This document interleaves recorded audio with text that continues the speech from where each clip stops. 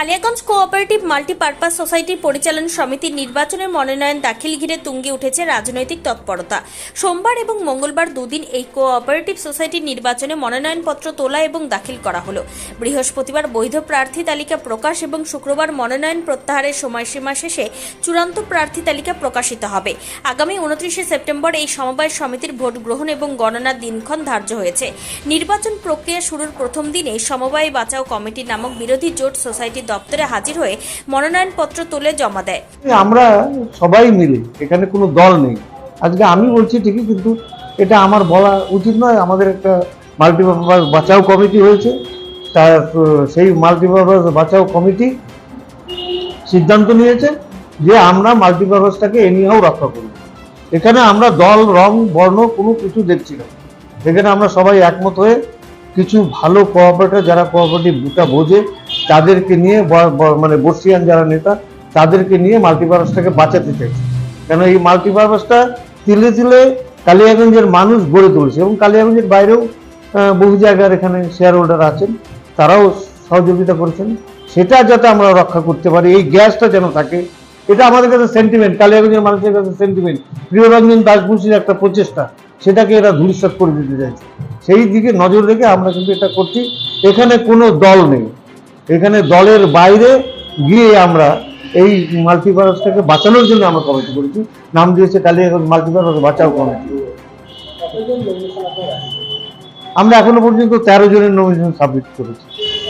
13 জনের nomination submit করতে আরও হয়তো 2-1 কতদিন পরে এখানে ভোট হচ্ছে? এটা প্রায় 5 বছর পর, 5 বছর পরে, 4 বছর, ওই 20 সালে মেয়াদ শেষ হয়েছে। মানে 20 সালের পরে যদি সরকার নজর দিত বা ব্যবস্থা নিত, তাহলে এই পর্যায়ে যেত না সমিতিটা, কিন্তু নজর দেয়নি। এতদিন পরে ভোট হচ্ছে, কতটা মনে করছে শান্তিপূর্ণ মতন ভোট হবে? না, পশ্চিমবাংলায় ভোট মানে শান্তিপূর্ণ হবে না, এটা ধরে নিয়েই আমরা নামছি।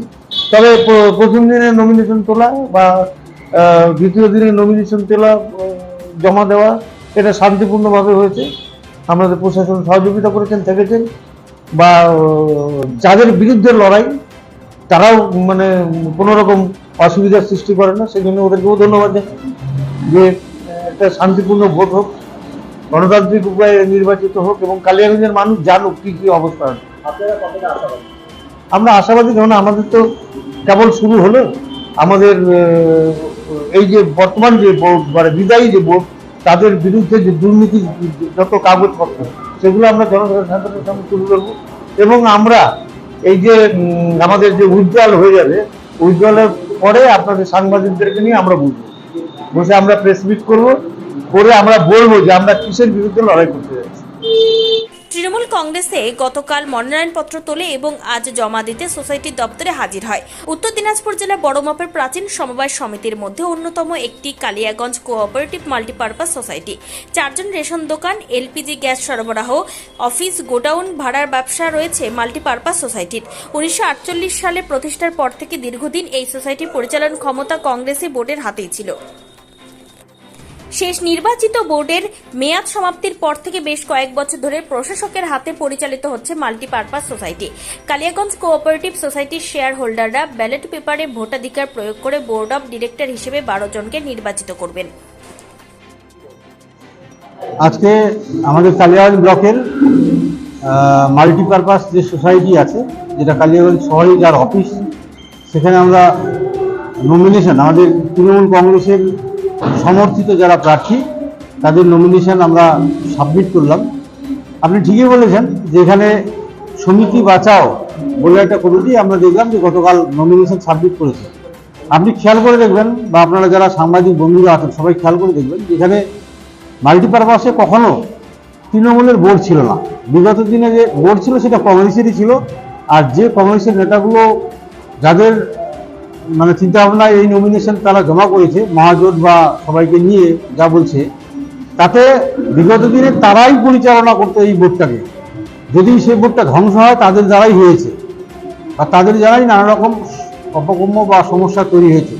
নর্মালি তৃণমূল সবসময় চায় যে এই সমিতিগুলো যাতে খুব সুন্দরভাবে, সুষ্ঠুভাবে চলে, এবং তৃণমূল কংগ্রেসের আমাদের প্রথম আমরা বোর্ড করতে সবাই মিলে একসাথে উদ্যোগী হয়ে নমিনেশন আজকে করলাম এবং আগামী দিনে আমরা খুব সুন্দর সুষ্ঠুভাবে নির্বাচন করে যাতে এই সমিতিটার স্বাস্থ্য ফিরে পায় এবং পুনরায় সমস্ত সম্পদ যা আছে সুন্দরভাবে রক্ষিত হয়, তার জন্য আমরা সুষ্ঠু নির্বাচন করি। সমিতির অনেকগুলো ফ্যাকাল্টি আছে, অনেক হাট বাজার আছে, অনেক দোকানপাট আছে, অনেকগুলো গ্যাসের ব্যবসা আছে। তো নর্মালি সমিতিতে যেহেতু কংগ্রেসের একটা দীর্ঘ এর আগের বোর্ডটা কংগ্রেসের ছিল, তার পরবর্তীকালে অনেকদিন ধরেই ইলেকশনও হয়নি, যার জন্য সমিতির যা অস্থাবর সম্পত্তি আছে সেগুলো ঠিক কী অবস্থায় আছে বলা যাবে না। নর্মালি বোর্ড হয়ে গেলে পূর্ণাঙ্গ সমস্ত রিপোর্টগুলো যতক্ষণ অডিট কমপ্লিট হবে তাহলে বোঝা যাবে যে সমিতিটা কী অবস্থায় আছে। আপনি একটা জিনিস খেয়াল করবেন যে মানে যে ইউনিটির বা যে টিমটা নমিনেশন করছে উল্টো দিকে, তাদের যখন মতের দিক দিয়ে বা তাদের নীতির দিক দিয়ে যখন কোনো মিল নেই, শুধুমাত্র স্বার্থের জন্য পার্টিকুলার একটা ইস্যুর উপর ভিত্তি করে সমিতিটাকে ইস্যু করে তাদের যে রাজনৈতিক মতাদর্শ সেটাকে দূরে রেখে তারা যখন একত্রিত হয়, ভাবতে হবে এখানে ওরা কিছু একটা চিন্তাভাবনা নিয়ে নামছে, যেটা ওদের মানে যে পার্টির গাইডলাইন্স তার কিন্তু একদম পরিপন্থী। তো নর্মালি আমরা বলবো এটা অশুভ আতাত। শুধুমাত্র সমিতিটার বিগত দিনে যারা সমিতির এই বিভিন্ন কংগ্রেসের বোর্ডের সময় অপকর্ম যারা করেছে তাদেরকে সেফগার্ড করার জন্য বা তাদেরকে আবার পাইয়ে দেওয়ার জন্য হয়তোবা এই অশুভ আতাত তৈরি হয়েছে, যেটাতে কোনো রকম নীতি আদর্শ বা কোনো রকম পলিসি কিছুই নেই। সেটাকে একটা সমিতি বাঁচাও কমিটি বলছে, এটা অবাস্তব জিনিস তৈরি করেছে। ন্যাচারালি মানুষ তার জবাব দেবে। অবশ্যই আশাবাদী, কারণ হচ্ছে আমাদের এই মাল্টিপারপাস সোসাইটি যারা সদস্য আছে তারা নোটাবলি তৃণমূলের উপর আস্থা ভরসা রাখবে, এটা আমরা আশাবাদী। নিজস্ব সংবাদদাতা, খবর কালিয়াগঞ্জ।